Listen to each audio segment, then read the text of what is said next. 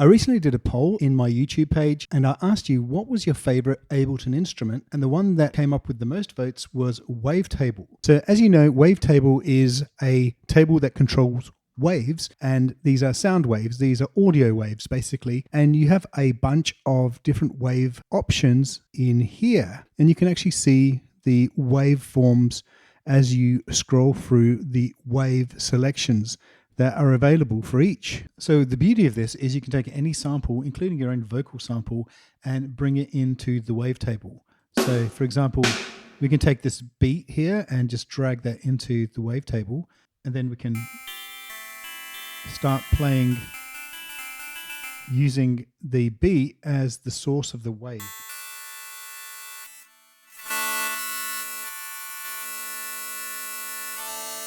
But Ableton already have loads of shapes that you can use for the wavetable. So you can start, say, with basic shapes.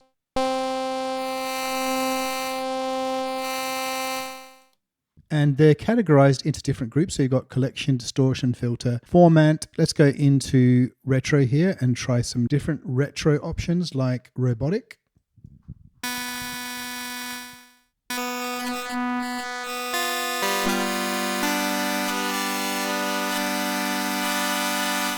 Most of them are going to sound pretty thin, but that's where the filter layer comes in. So you can use the filter to shape the sound a bit more.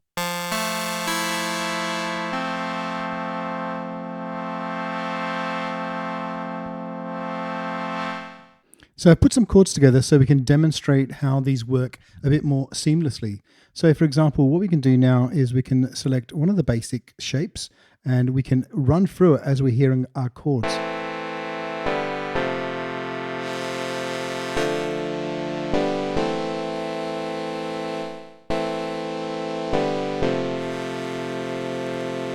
So I like that sound there, but what we can do is we can further warp or fold the sound or change or detune the sound. What I'm going to do now is detune the sound.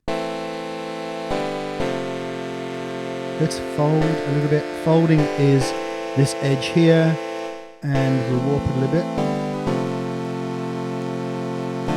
bit. We can also reduce the volume here, or we can change to left or right panning in the basic section. We can automate this position, so if we want, for example, just make it sound like that, you can see it moving like that.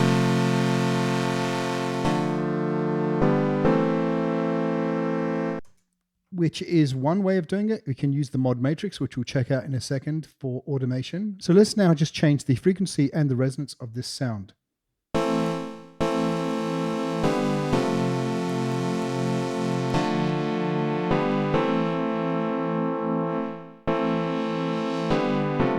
Let's select a different type of filter. We can check. We can select an OSR, increase the drive, MS2, and select different shape filter.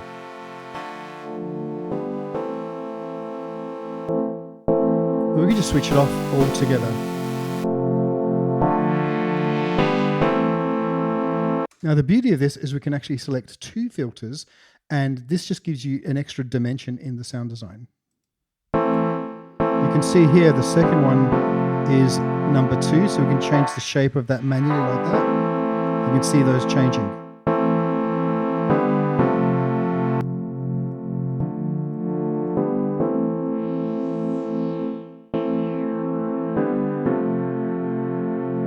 Now, I really like the mod matrix, because the mod matrix is where the automation comes in and a bit of life can be breathed into the sound. So for example, we can start with mod source of LFO, and LFO is currently moving pretty fast, but we can change the shape quite easily just by dragging the mouse. You can use different types of shape. We're going to just start with the sine wave, and we're going to go into the mod matrix and just change the pitch so we can hear the LFO affecting the pitch.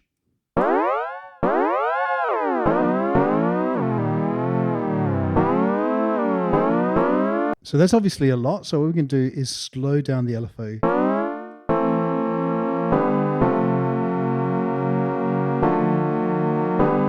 Let's reduce that detune a little bit.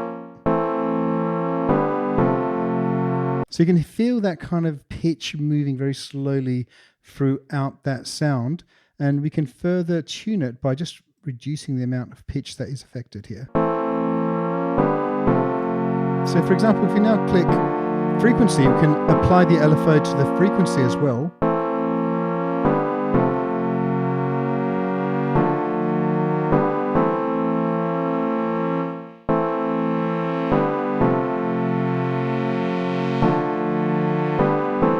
So if we don't want to have the same shape for the frequency, we want to make it a bit faster, we can use LFO2 instead. As you can see, that's naturally going to be faster. We can use a square sine shape like that and go back into the matrix and double click that to remove it and just add a bit of LFO2 to the frequency filter.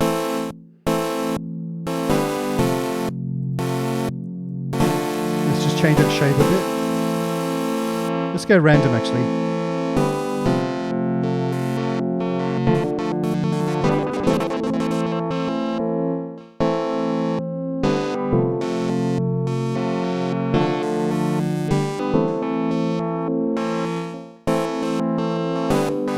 You can change the shape as well, and the offset, and the amount.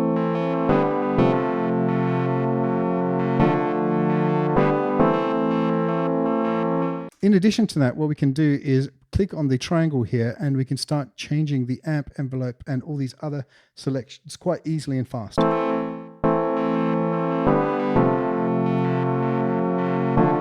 Let's actually go into LFO2 and choose the sine wave again.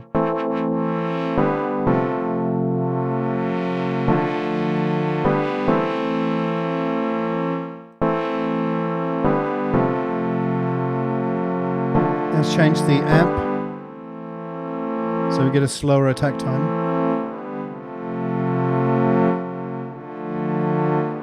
So you have a real fine-tuned, defined type of control there. We're going to add a second oscillator, and this will be a different shape. We'll just try a PW bass sound.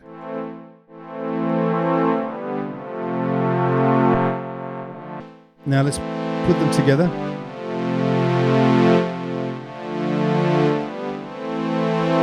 Let's move this one a bit to the left and the first one a bit to the right.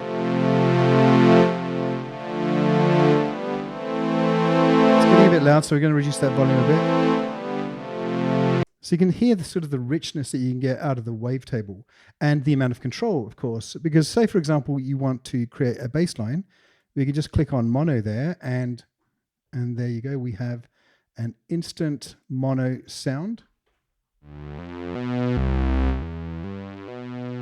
And we can add a bit of glide to the mono sound to give it, well, glide.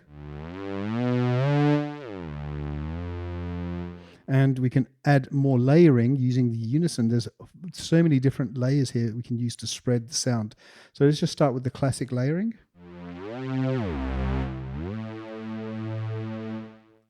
So that's only 3 voices, but we can go all the way up to 8. And we can really spread the amount across here. We'll double it. So let's just go down and select the default voices, and let's just listen to some of these other unison options because they're pretty good. Let's actually switch the mono off and we'll go to poly.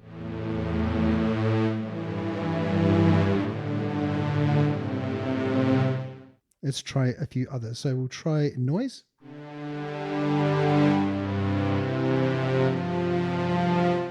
And these phase sync and the position spread.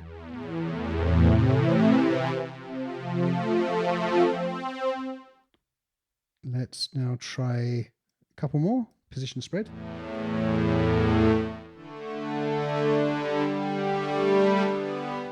And lastly, we'll go to the random note. Now, adding a reverb like this huge Valhalla vintage verb will give it a completely different feel. So this is without, and this is with.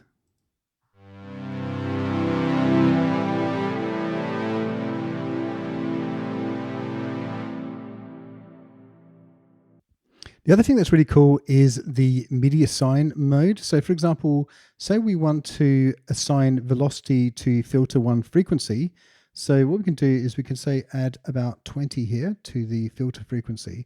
So if you play it softly, but if you press harder, you'll get more of the frequency come through.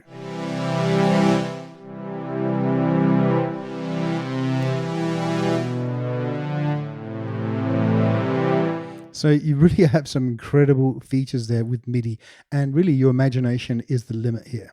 So we can also apply mod matrix to the two envelopes that you get with Wavetable. So what I'm going to do for this one is I'm going to have a slow attack time for this first envelope, and I'm going to reduce that release time, and then the second envelope will have a fast attack time, and once again reduce the release there. And what we're going to do then is go into the matrix, and for the frequency we're going to go to envelope 2. We're going to select 50%. So let's actually hear how everything sounds without the envelope on. Yep, that will do.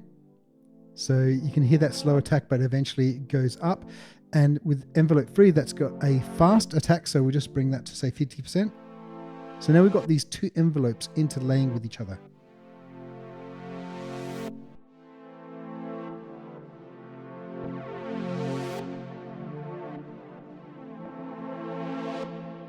So let's get really creative. What I'm going to do is going to duplicate this wavetable so we don't lose the first one, and we're going to go ahead and we're going to start modulating a few really interesting things. So let's start by modulating using LFO2, which is this one here. So we'll get LFO2 going like that, and we'll just change the rate to be a beat rate. So it's 1/8. We'll have 100%. We'll change the shape to 0 and offset to nothing, like that. We're going to assign LFO2, which is just here, to the filter frequency. We'll just increase that slowly as we go, and let's hear how that sounds.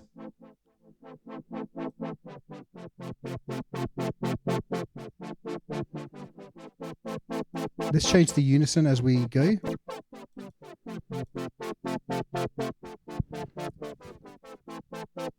Now let's take mod source LFO1, and once again we'll change that to a beat of 1/6 here. And now let's assign that to the oscillator 2 position here.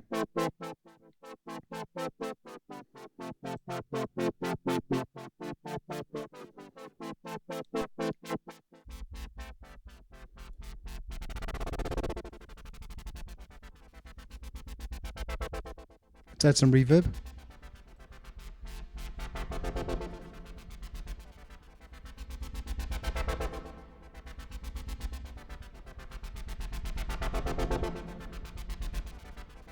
So let's add an arpeggiator to the chords, and we're going to increase the LFO2 level. So let's do that now.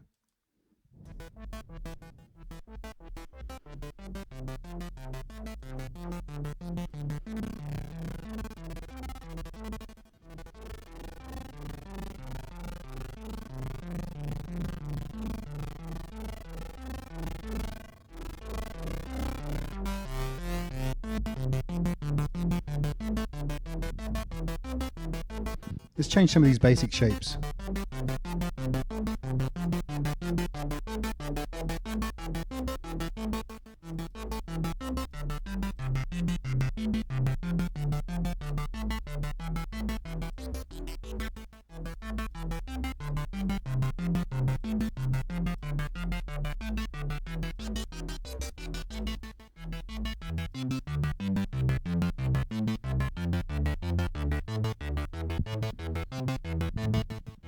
We just changed some of the mod matrix numbers here.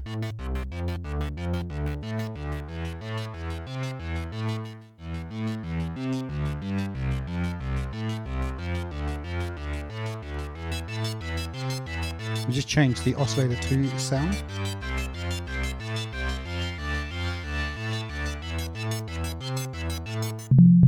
So here we've got another wavetable, and we're going to just start from scratch and try a different sound here.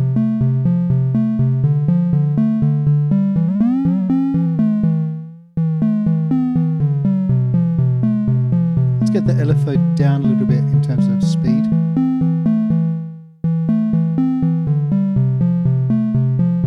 Now what we're going to do here is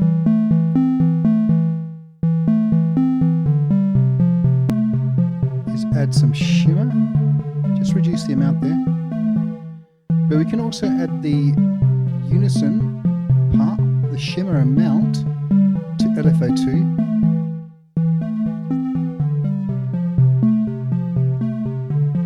And let's take mod source 1 being envelope. We'll just have a slow attack there. We'll just go to the matrix here. So we've got envelope 2, as you can see there. We're just going to let it affect the pitch just a little bit. We'll just go with an FM feedback one. We'll just reduce the volume of that one. And now we're going to add some reverb.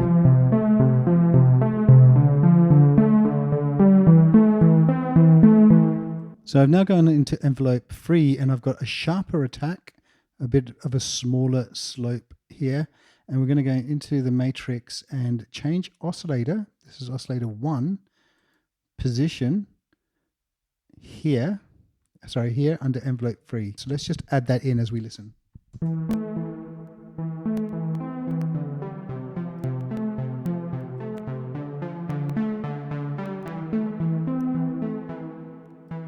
Let's just change that envelope a little bit.